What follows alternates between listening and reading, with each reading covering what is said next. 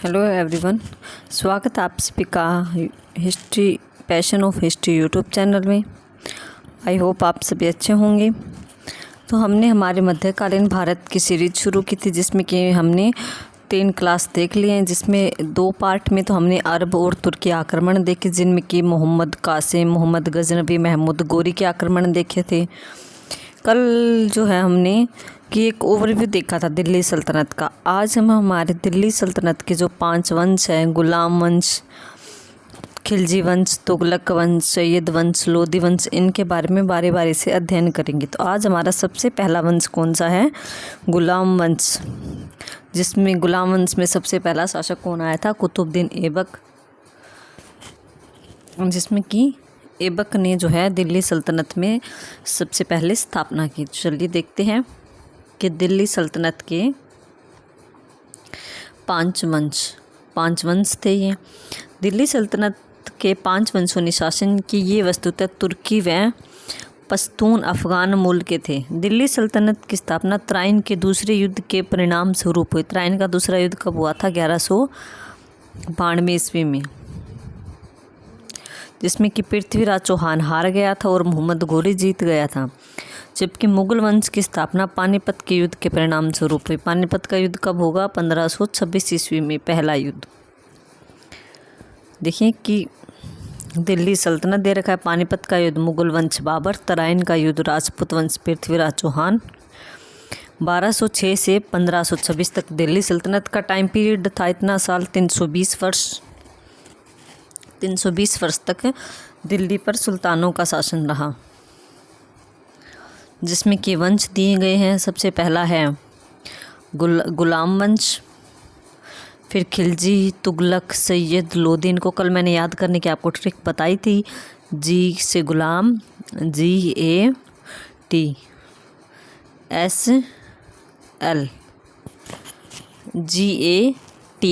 GATSL। गुलाम वंश ने 84 वर्ष शासन किया। खिलजी वंश ने सबसे कम टाइम पीरियड 30 वर्ष तक, और तुगलक वंश ने 94 वर्ष सबसे ज़्यादा शासन किया था। ये भी पूछा जाता है, याद रखना। गुलाम वंश ने 84 वर्ष, खिलजी वंश ने 30 वर्ष और तुगलक वंश ने 94 वर्ष सबसे ज़्यादा शासन किया। सैयद वंश ने 36 वर्ष और लोधी ने 76 वर्ष शासन किया था। टोटल 320 हो गया आपका। इसमें से लोधी जो थे वो अफ़गान थे, बाकी जो थे ये सारे तुर्क शासक थे। देखिए अब शुरू करते हैं हम। गुलाम वंश, दिल्ली सल्तनत का, कि 1206 से लेकर 1526 तक कुल 320 वर्षों पर दिल्ली पर मुस्लिम सुल्तानों का शासन रहा, जिसमें सबसे पहला आएगा गुलाम वंश। 1206 से 1290 इसका टाइम पीरियड है। कितना है? 84 ईयर्स, 84 वर्ष इन्होंने शासन किया। कि दिल्ली पर शासन करने वाले सुल्तान जो थे वो 3 अलग अलग वंशों के थे।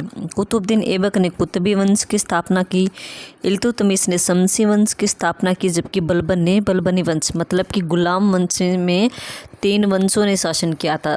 कुतुबुद्दीन ऐबक सबसे पहले जिसने की स्थापना की वो कुतुबी वंश से था। इसके बाद इस जो गुलाम वंश का या दिल्ली सल्तनत का वास्तविक संस्थापक माना जाता है इल्तुतमिश, वो शमसी वंश से था। जबकि इस गुलाम वंश में सबसे ज़्यादा शक्तिशाली जो आएगा बलबन, वो बलबनी वंश से संबंध रखता था। आरंभ में दास वंश का नाम दिया गया।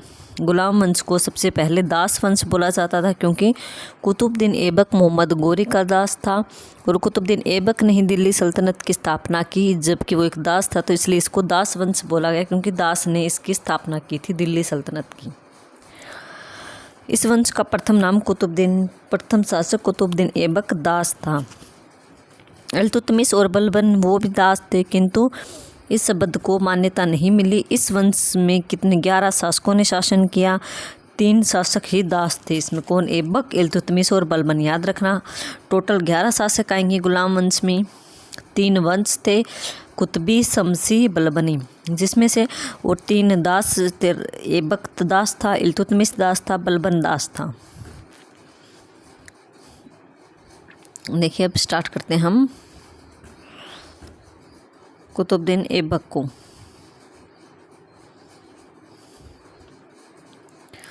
कि मुइजुद्दीन मोहम्मद गोरी के गुलामों में सबसे योग्य और विश्वसनीय कुतुबुद्दीन ऐबक था। कुतुबुद्दीन ऐबक तुर्क जनजाति का था और ऐबक का क्या अर्थ था? चंद्रमा का देवता। ऐबक वर्ड का क्या अर्थ था? चंद्रमा का देवता।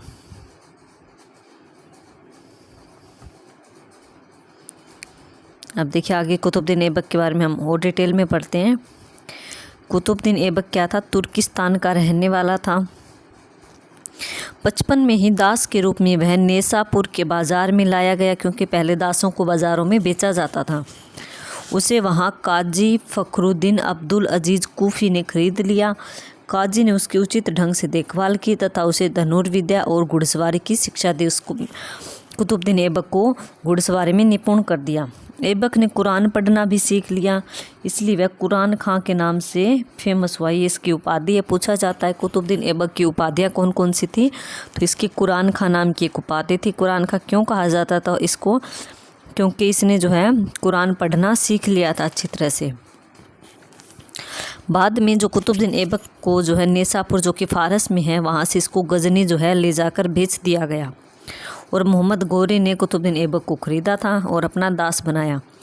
मोहम्मद गोरी की सेवा में आने के बाद कुतुबुद्दीन ऐबक के जीवन में महान परिवर्तन आया, मतलब कि इसका जीवन पूरी तरह से चेंज हो गया। गोरी ने उसे अमीर ए आखुर शाही घुड़साल का अधिकारी के पद पर प्रोन्नत किया, क्योंकि उसको घुड़सवारी का अच्छा ज्ञान था, तो इसलिए उसने घुड़सवार जो थी इसका विभाग था उसका प्रधान बना दिया। आगे है कि 1205 में खोखरों के विरुद्ध मोहम्मद गोरी का इसने साथ दिया कि खोखर जाति के विरुद्ध जो है मोहम्मद गोरी का अभियान स्टार्ट हुआ, मतलब कि इन दोनों की लड़ाई हुई। तो मोहम्मद गोरी का इसने कुतुबुद्दीन ऐबक ने काफ़ी साथ दिया। गोरी की सैनिक योजनाओं को मूर्त रूप ऐबक ने ही दिया, इसलिए भारतीय तुर्क अधिकारी से ही अपना प्रधान मानने लगी, क्योंकि गोरी सदैव ही मध्य एशिया की राजनीति में उलझा रहा। कि जो है मोहम्मद गोरी जो है वो अन्य जगह युद्धों में ज़्यादा उलझा रहा, जबकि कुतुबुद्दीन ऐबक ने ही इसकी सैनिकों की सेना को अच्छी तरह से सुटेबल किया था, अच्छी तरह से उनको ट्रेंड किया था। ऐबक का राज्याभिषेक जो है दिल्ली में कब होता है? कुतुबुद्दीन ऐबक जो था, मोहम्मद गोरी जो था, जब उसने तराइन का दूसरा युद्ध जीत लिया तो उसके बाद ऐबक को भारत के जीते हुए राज्य सौंपकर वो तो वापस गजनी चला गया, जबकि ऐबक को यहाँ पर छोड़ गया और यहाँ पर ऐबक ने दिल्ली सल्तनत की स्थापना की। ऐबक का राज्याभिषेक कब होता है? 25 जून 1206 ईस्वी को। कब? 25 जून 1206 को। कहाँ पर? लाहौर में हुआ। लाहौर ही उसकी राजधानी थी, उसने दिल्ली को अपनी राजधानी नहीं बनाया। तराइन के द्वितीय युद्ध के बाद गोरी ने ऐबक को विजित प्रदेशों का प्रबंधक या फिर जिम्मेदारी सौंप दिया। उन क्षेत्रों पर नियंत्रण स्थापित करने के लिए ऐबक ने दिल्ली के निकट इंद्रप्रस्थ को अपना मुख्यालय बनाया। हेड ऑफिस उसने अपना इंद्रप्रस्थ में बना लिया। ऐबक की स्थिति केवल मलिक व सिपह सालार का पद ही रहा, मतलब कि वो राजा नहीं बना पूरी तरह से, उसने जो है ये छोटी उपाधियां ही धारण की। उपाधियां पूछी जाती इसकी क्या था? कुतुबुद्दीन ऐबक मलिक या फिर सिपह सालार था। 1208 में गोरी का भतीजा था गियासुद्दीन मोहम्मद ने ऐबक को दास मुक्ति पत्र देकर उसे सुल्तान की उपाधि धारण की। कि महमूद गोरी का एक भतीजा था, मतलब उसके भाई के पुत्र ने जो है कुतुबुद्दीन ऐबक को दास प्रथा से मुक्ति दी। इसको दास था नहीं, तो इसको एक पत्र के द्वारा जो इनको मुक्ति दी जाती थी। तो 1208 में इसको मुक्ति पत्र देकर उसे सुल्तान की उपाधि धारण की और ऐबक को भारत में तुर्की राज्य का संस्थापक माना जाने लगा। अपनी दानशीलता के कारण कुतुबुद्दीन ऐबक लाख बख्श कहलाया, लाखों का दान करने वाला, क्योंकि इसने काफ़ी दान दिया था। और कुरान कंठस्थ याद करने के लिए इसको क्या उपाधि थी? कुरान खां की, लाख बख्श की। ये दो उपाधि इसकी काफ़ी इंपॉर्टेंट है, बच्चे याद रखना, बार बार पूछा जाता है एग्जाम में। पील बख्श भी इसकी उपाधि थी, हाथियों का दान देने के कारण। हसन निजामी और फ़क़ीह मुदबिर जो है इसके दरबार में प्रसिद्ध विद्वान थे। ये भी पूछा जाता है कि इसकी उपाधियाँ कौन कौन सी थी? पहली कुरान खां, अगली थी इसकी लाख बख्श, लाखों का दान करने के कारण, अगली थी इसकी पील बख्श, हाथियों का दान करने के कारण। और जो है कुतुबुद्दीन ऐबक के दरबार में कौन कौन से विद्वान रहते थे? हसन निजामी और फ़क़े मुदबिर। कुतुबुद्दीन ऐबक ने निर्माण किस किस चीज़ का करवाया है? इम्पोर्टेंट है। इसने कुतुब मीनार का निर्माण करवाया जो कि दिल्ली में है, अभी देखी भी जाती है लोगों के द्वारा। कुतुब मीनार का नाम जो था प्रसिद्ध सूफ़ी संत ख्वाजा कुतुबुद्दीन बख्तियार काकी के नाम पर रखा गया कुतुब मीनार, क्योंकि इसका भगत था, इनको काफ़ी इज्जत देता था कुतुबुद्दीन बख्तियार काकी को, तो इनकी याद में इसने जो है दिल्ली में कुतुब मीनार का निर्माण करवाया। इसने भारत की प्रथम मस्जिद कुव्वत उल इस्लाम मस्जिद पृथ्वीराज चौहान तृतीय के राय पिथौरा के स्थान पर निर्मित करवाया। दिल्ली में है ये कुव्वत उल इस्लाम मस्जिद। जबकि 2.5 दिन का झोंपड़ा जो था विग्रह राज विशल देव चतुर्थ के द्वारा निर्मित संस्कृत विद्यालय के स्थान पर अजमेर में बनवाया गया। ये पहली मस्जिद थी कि जो देखिए कुतुबुद्दीन ऐबक ये मुस्लिम थे, गोरी यहीं आए थे भारत में। इससे पहले तो भारत में मुस्लिम राज्य स्थापित ही नहीं था। कुतुबुद्दीन ऐबक ने मुस्लिम शासन स्थापित किया, तो इससे पहले भारत में मंदिर होते थे, मस्जिदें नहीं होती थी, क्योंकि कोई भी मुसलमान यहाँ पर नहीं था। लेकिन जब कुतुबुद्दीन ऐबक ने दिल्ली सल्तनत की स्थापना की तो इसने सबसे पहले मस्जिद बनाई, कुव्वत उल इस्लाम मस्जिद नाम है इसका। और ये कहाँ पर बनवाई थी? इसने पृथ्वीराज तृतीय के राय पिथौरागढ़ किले के स्थान पर बनवाई। उस किले को तुड़वा कर वहाँ पर इसने इस मस्जिद का, बड़ी सी मस्जिद का निर्माण करवाया। पहली मस्जिद, भारत में बनने वाली पहली मस्जिद कौन सी थी? कुव्वत उल इस्लाम मस्जिद। कहाँ पर है? दिल्ली में है। 2.5 दिन का झोपड़ा कहाँ है? यही कुतुबुद्दीन ऐबक ने बनवाया है। ये कहाँ पर बनवाया इसने? अजमेर में बनवाया। अजमेर में कहाँ पर? तो इसने जो है एक संस्कृत महाविद्यालय था उसको फुड़वा कर बनवाया था। और संस्कृत महाविद्यालय किसने बनवाया था? ये विग्रह राज चतुर्थ विशल देव ने बनवाया था प्राचीन भारत में। उसकी जगह संस्कृत महाविद्यालय को तुड़वा कर इसने अजमेर में 2.5 दिन का झोंपड़ा बनवाया। तो इसने 3 चीज़ें हो गई। कुतुब मीनार का निर्माण करवाया कुतुबुद्दीन बख्तियार काकी की याद में दिल्ली में। इसने पहले मस्जिद बनवाई कुव्वत उल इस्लाम मस्जिद। कहाँ पर? पृथ्वीराज चौहान के राय पिथौरागढ़ किले को तुड़वा कर वहाँ पर मस्जिद का निर्माण करवाया। और इसने अजमेर में जो है एक 2.5 दिन का झोंपड़ा बनवाया। कहाँ पर? उसने संस्कृत महाविद्यालय को तोड़कर वहाँ पर अजमेर में ये 2.5 दिन का झोंपड़ा बनवा दिया। अगला है कि प्राचीन नालंदा विश्वविद्यालय को ध्वस्त करने वाला ऐबक का सहायक या सेनानायक कौन था? बख्तियार खिलजी। ये हमने कल भी पढ़ा था कि जो नालंदा और विक्रमशिला विश्वविद्यालय था इनको किसने नष्ट किया था? तो मोहम्मद गोरी का ही एक दास था, सेवक था, सेनानायक था बख्तियार खिलजी। ये गुलाम मंच का देखें आपको ड्राइंग दे रखी है, गुलाम मंच हो गया। इसमें कुतुबुद्दीन ऐबक को सबसे ऊपर पहला शासक, इसकी उपाधियाँ पील बख्श हाथियों का दान करने के कारण, लाख बख्श किसके कारण? लाखों का दान करने के कारण, कुरान को कंठस्थ करने के कारण। अब इसके बाद क्या आता है? इसका पुत्र आराम सा शासक बनेगा जो कि योग्य नहीं है, थोड़े से टाइम के बाद लिए बनेगा। फिर आएगा सबसे इम्पोर्टेंट शासक, वास्तविक संस्थापक दिल्ली सल्तनत का, इल्तुतमिश। ये भी एक दास था और प्रथम तुर्क सुल्तान था, मतलब सुल्तान की उपाधि धारण करने वाला पहला शासक।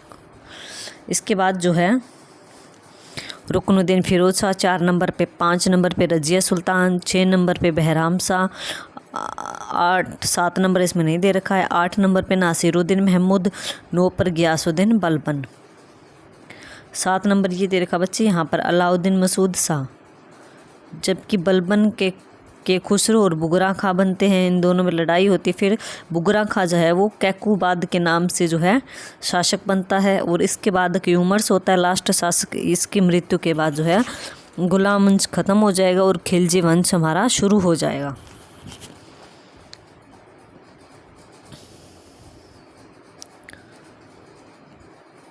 ये थोड़ा सा इसमें दे रखा है महमूद गोरी के, देख लीजिए कि महमूद गोरी सिहाबुद्दीन मोहम्मद गोरी इसका पूरा नाम था, या फिर मुइजुद्दीन मोहम्मद गोरी।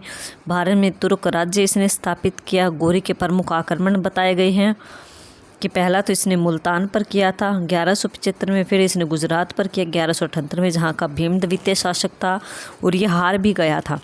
फिर इसने तराइन का प्रथम युद्ध लड़ा, इसमें भी इसकी हार हुई थी।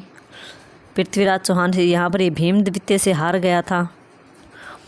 उत्तरायण का द्वितीय युद्ध इसका हुआ था, ये 1191 ने प्रिंटिंग मिस्टेक 1192 आएगा। पृथ्वीराज चौहान की हत्या कर दी और उसको हरा दिया। फिर इसका 1194 में चंदावर का युद्ध हुआ, जिसमें कि जयचंद की हार हुई और उसकी हत्या कर दी गई। मोहम्मद गोरी के दास बताया गया कुतुबुद्दीन ऐबक। ये रहा कुतुबुद्दीन ऐबक। कुतुबुद्दीन ऐबक का विवाह ताजुद्दीन यल्दौज की पुत्री और इसकी बहन का विवाह नासिरुद्दीन कुबाचा से हुआ। पुत्री का विवाह इल्तुतमिश से। कि कुतुबुद्दीन ऐबक की पुत्री का विवाह किससे होता है? इल्तुतमिश से, जो कि इसमें गुलाम वंश में ही तीसरा शासक था और दिल्ली सल्तनत का वास्तविक संस्थापक भी था। कुतुबी वंश था कुतुबुद्दीन ऐबक का। तुर्की राज्य का संस्थापक था। गुलाम वंश की स्थापना की इसने और पोलो खेलते इसमें घोड़े से गिरकर मृत्यु हो गई। कि पोलो जो जैसे घोड़े पे बैठ के वो एक स्टिक से खेला जाता है ना, घास में बॉल होती है ज़मीन पर, जिसमें कि घोड़े पर बैठकर उस बॉल को आगे पीछे करना होता है, तो वो पोलो खेल खेलते इसमें जो इसके घोड़े से गिरकर मृत्यु हो गई थी।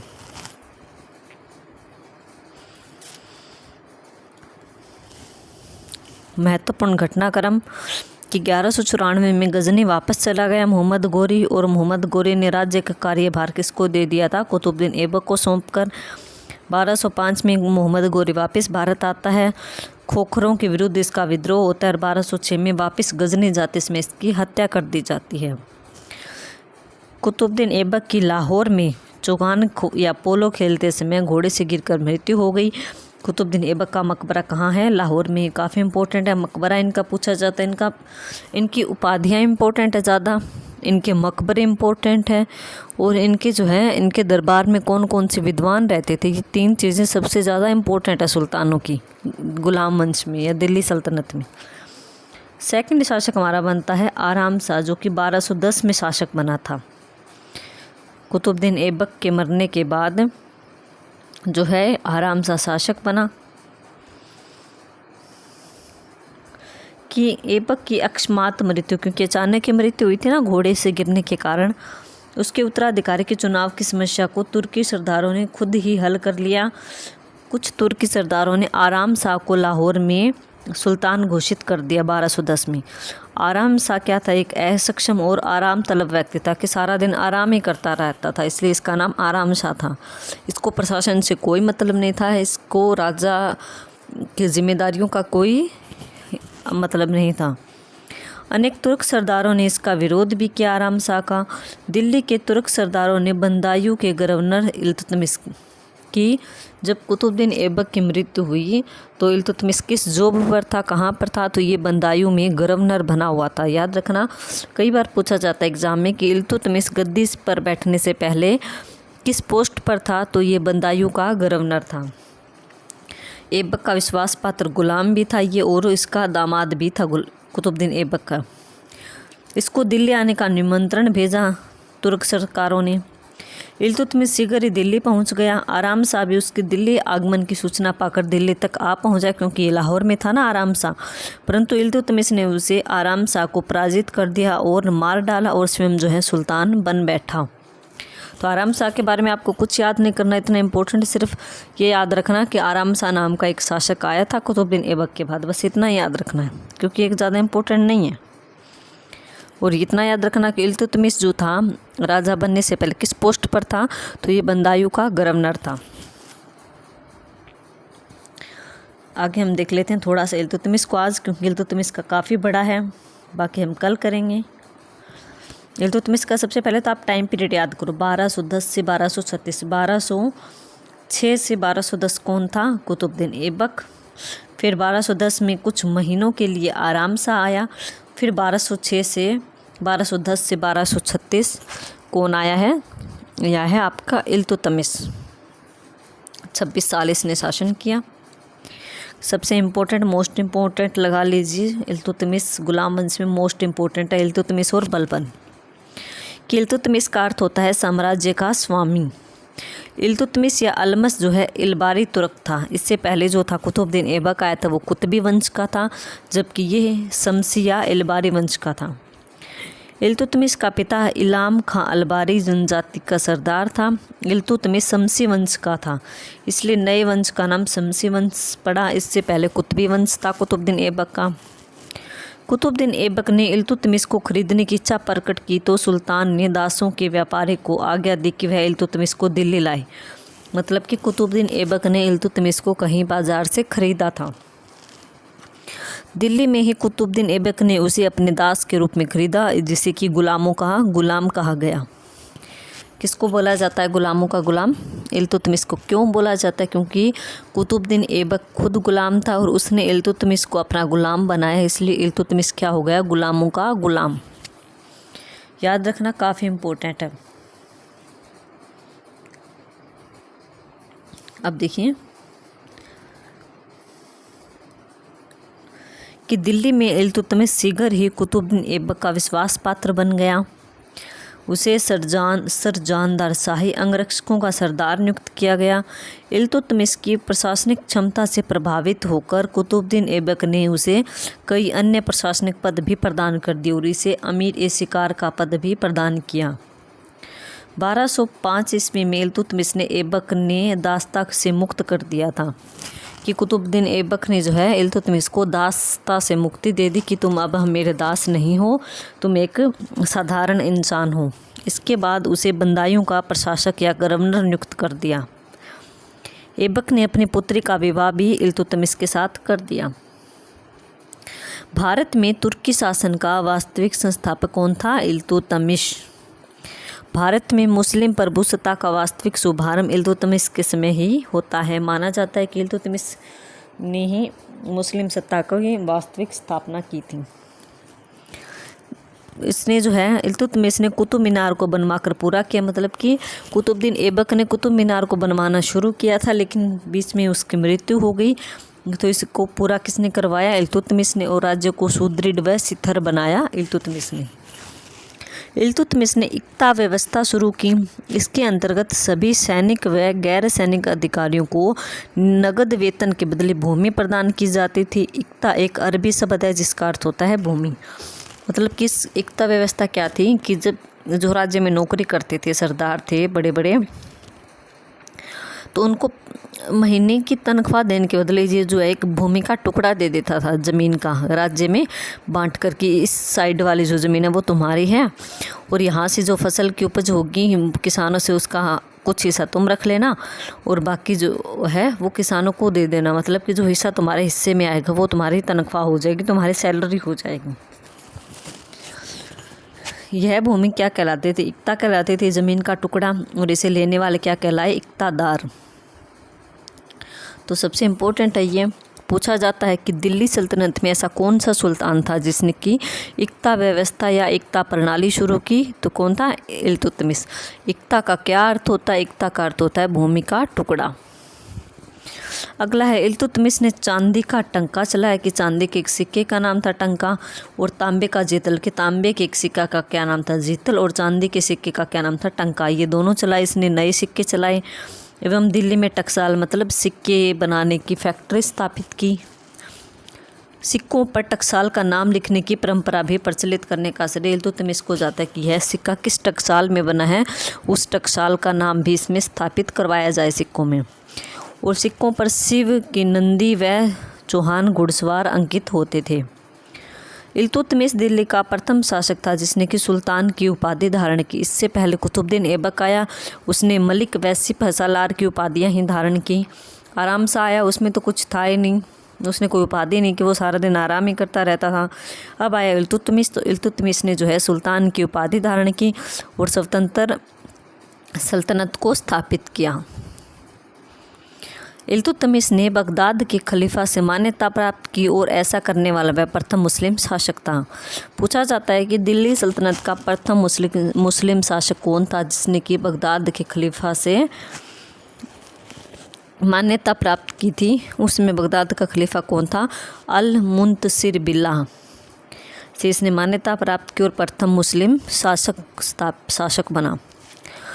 इल्तुतमिश ने 40 योग्य तुर्क सरदारों का एक दल बनाया जिसको कि दल चालीसा कहा जाता था, कि 40 जो थे मोस्ट टैलेंटेड सरदार नियुक्त किए जो कि काफ़ी स्ट्रोंग थे, जो कि काफ़ी तेज़ बुद्धि के थे।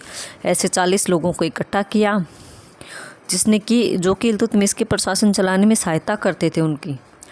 तो इसको क्या कहा गया, एक चालीसा दल या चालीसा दल कहा गया, चहलगानी कहा गया इन 40 सरदारों को। 1221 में चंगेज़ खान के नेतृत्व में मंगोल सेना जो थी ख्वारिज़म के राजकुमार जलालुद्दीन मंगबरनी का पीछा करते हुए दिल्ली की सीमा पर आ गई थी। कि मंगोल सेना चंगेज़ खान जो था वो किसका पीछा कर रहा है, जलालुद्दीन मंगबरनी का। मंगबरनी आ गया इल्तुतमिश के पास दिल्ली में कि मेरी हेल्प करो, चंगेज़ खान जो था आक्रमणकारी वो मेरे पीछे पड़ा हुआ है, आप मुझे अपने राज्य में शरण दे दो, उससे बचा लो। तो इल्तुतमिश जो था वो काफ़ी शाना था, दिमाग था उसमें कि मैं अगर उस आक्रमणकारी जो इतना खूंखार है, ख़तरनाक है, अगर मैं इसकी हेल्प करूँगा तो वो मुझे भी मार देगा और मेरे राज्य को जो मैंने अभी तक कितना प्रशासन खड़ा किया है दिल्ली सल्तनत में उसको भी नष्ट कर देगा। इसलिए इसने चालाकी से काम लेते हुए जो ये मंगबरनी था इसकी कोई हेल्प नहीं की और इसको राज्य से बाहर निकाल दिया। तो चंगेज़ खान भी प्रसन्न हुआ कि इल्तुतमिश ने इसकी कोई हेल्प नहीं की, तो चंगेज़ खान ने भी जो है दिल्ली में कोई नुकसान नहीं किया, यहाँ पर कुछ नुकसान नहीं किया और वापस चला गया था। इस प्रकार जो है मंगबरनी को शरण देने से इल्तुतमिश ने मना कर दिया और चतुराई पूर्वक दिल्ली को मंगोलों के आक्रमण से बचा लिया। अगर ये मंगबरनी के हेल्प कर देता इल्तुतमिश तो चंगेज़ खान दिल्ली पर आक्रमण करता और तहस नहस कर देता उसको। इल्तुतमिश को भारत में गुंबद निर्माण का पिता भी कहा जाता है क्योंकि इसने गुंबद बनवाई थी। इसने सुल्तानगढ़ का मकबरा अपने पुत्र नासिरुद्दीन महमूद की कब्र पर निर्मित करवाया। कि इसका बेटा था इल्तुतमिश का नासिरुद्दीन महमूद, जिसकी की कम ही उम्र में मृत्यु हो गई, तो अपने पुत्र की याद में इसने जो है सुल्तानगढ़ का मकबरा बनवाया था। यह भारत का प्रथम मकबरा था। पूछा जाता है कि भारत का प्रथम मकबरा कौन सा था, सुल्तानगढ़ का मकबरा था। किसकी याद में बना था ये, नासिरुद्दीन महमूद की याद में बना। किसने इसको बनवाया था, तो इल्तुतमिश ने अपने पुत्र की याद में बनवाया था।